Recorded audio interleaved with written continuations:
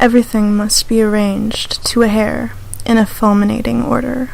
I learned yesterday, I must be behind the times, or perhaps it's only a false rumor, one of those pieces of spiteful gossip that are circulated between sink and latrine at the hour when meals that have been ingurgitated one more time are thrown into the slop buckets.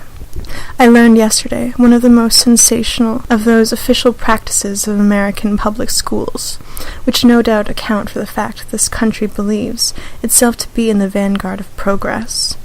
It seems that, among the examinations or tests required of a child entering public school for the first time, there is the so-called seminal fluid or sperm test, which consists of asking this newly entering child for a small amount of his sperm, so it can be placed into a jar and kept ready for any attempt at artificial insemination that might later take place.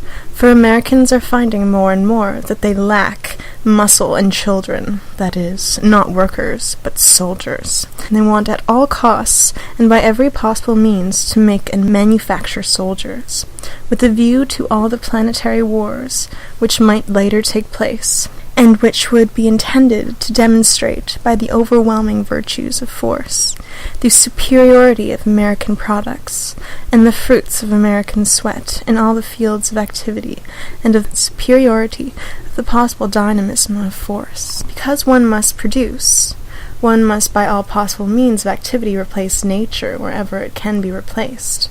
One must find a major field of action for human inertia. The worker must have something to keep him busy.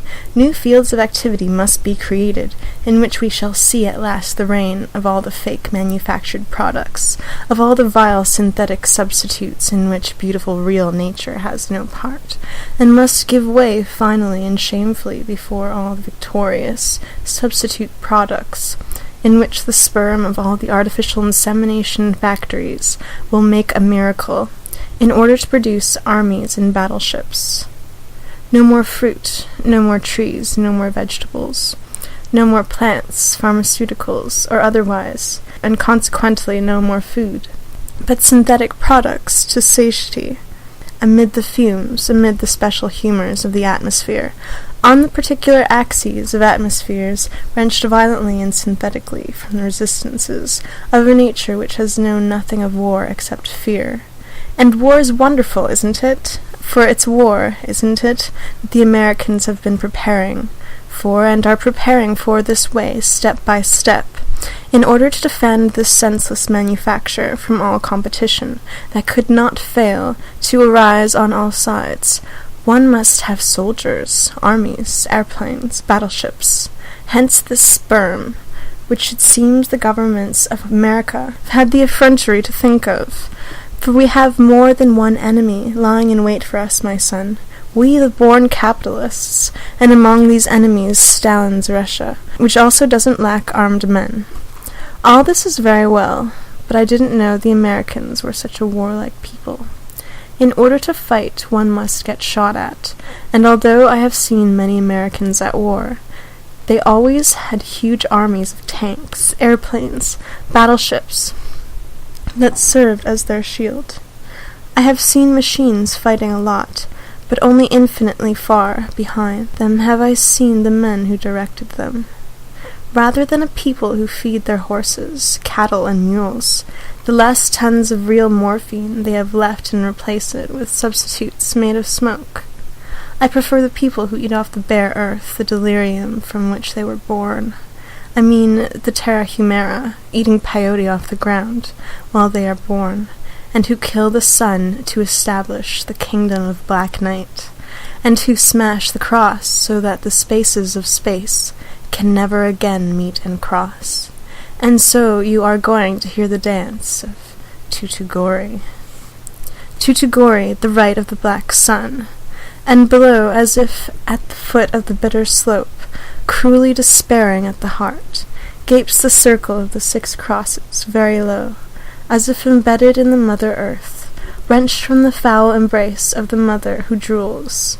The earth of black coal is the only damp place in this cleft rock.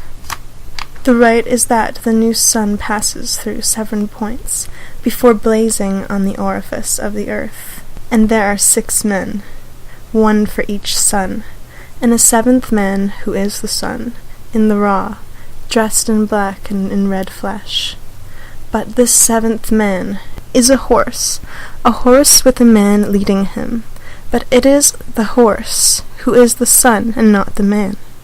At the anguish of a drum and a long trumpet, strange, the 6 men who are lying down, rolling level with the ground, leap up one by one like sunflowers, not like suns, but turning earths, water lilies, and each leap corresponds to the increasingly somber and restrained gong of the drum, until suddenly he comes galloping at vertiginous speed, the last sun, the first man, the black horse with a naked man, absolutely naked and virgin, riding it. After they leap up, they advance in winding circles, and the horse of bleeding meat rears and prances without a stop on the crest of his rock, until the 6 men have surrounded completely the 6 crosses. Now the essence of the rite is precisely the abolition of the cross. When they have stopped turning, they uproot the crosses of earth, and the naked man on the horse holds up an enormous horseshoe, which he has dipped in a gash of his blood. The pursuit of fecality. There where it smells of shit, it smells of being.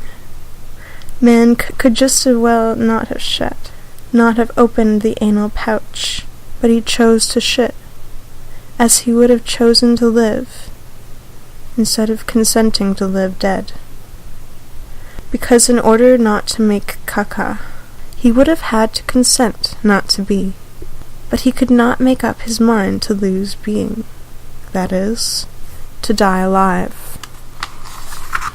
There is, in being, something particularly tempting for man, and this something is none other than caca, roaring here.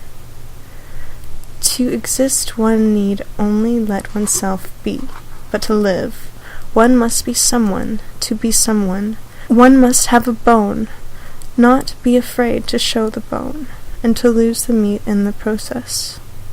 Man has always preferred meat to the earth of bones, because there was only earth and wood of bone, and he had to earn his meat. There was only iron and fire, and no shit, and man was afraid of losing shit, or rather he desired shit, and for this sacrificed blood. In order to have shit, that is, meat, where there was only blood and a junkyard of bones, and where there was no being to win, but where there was only life to lose. Orich modo tuadira daza tau dari, do pandera coco.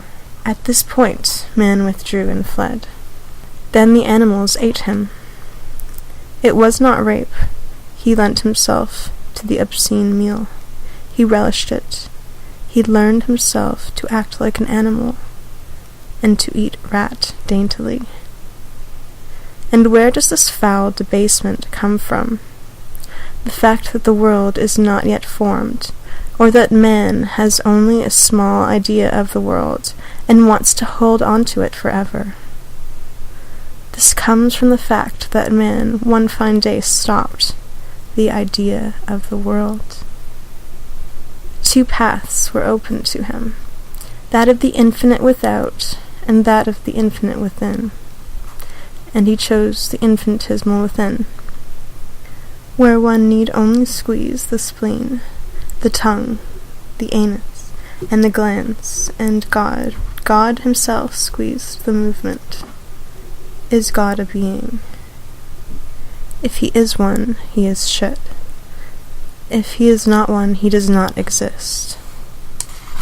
But he does not exist except as the void that approaches with all its forms, whose most perfect image is the advance of an incalculable group of crab lice. You are mad, Mr. Artaud. What about the Mass? I deny baptism in the Mass. There is no human act, on the internal erotic level, more pernicious than the descent of the so-called Jesus Christ onto the altars. No one will believe me, and I can see the public shrugging its shoulders, for the so-called Christ is none other than he, who in the presence of the crab-louse God consented to live without a body, while an army of men descended from a cross, to which God thought he had long since nailed them, has revolted, and armed with steel and with blood, with fire and with bones, advances, reviling the invisible, to have done with God's judgment. The question arises, what makes it serious is that we know that after the order of this world, there is another. What is it like? We do not know. The number and order of possible suppositions in this realm is precisely infinity. And what is infinity? That is precisely what we do not know. It is a word that we use to indicate the opening of our consciousness towards possibility beyond measure, tireless and beyond measure. And precisely what is consciousness? That is precisely what we do not know. It is nothingness. A nothingness that we use to indicate when we do not know something, from what side we do not know it, and so we say consciousness, from the side of consciousness. But there are 100,000 other sides. Well, it seems that consciousness is linked to sexual desire and to hunger, but it could just as well not be linked to them. One can say, there are those who say that consciousness is an appetite, the appetite for living, and immediately alongside the appetite for living, it is the appetite for food that comes immediately to mind, as if there were not people who eat without any sort of appetite, and who are hungry. For this too exists, to be hungry without appetite. Well, the space of possibility was given to me one day, like a loud fart, that I will make, but neither of space nor possibility did I know precisely what it was, and I did not feel the need to think about it. They were words invented to define things that existed or did not exist, in the face of the pressing urgency of a need, the need to abolish the idea and its myth, and to enthrone in its place the thundering manifestation of this explosive necessity to dilate the body of my internal night, the internal nothingness of myself, which is night, nothingness, thoughtlessness, but which is explosive affirmation that there is something to make room for, my body. And truly, must it be reduced to the stinking gas, my body, to say that I have a body because I have a stinking gas that forms inside of me? I do not know, but I do know that space, time, dimension, becoming, future, destiny, being, non-being, self, non-self, are nothing to me. But there is a thing which is something, only one thing which is something, and which I feel because it wants to get out, the presence of my bodily suffering, the menacing, never-tiring presence of my body.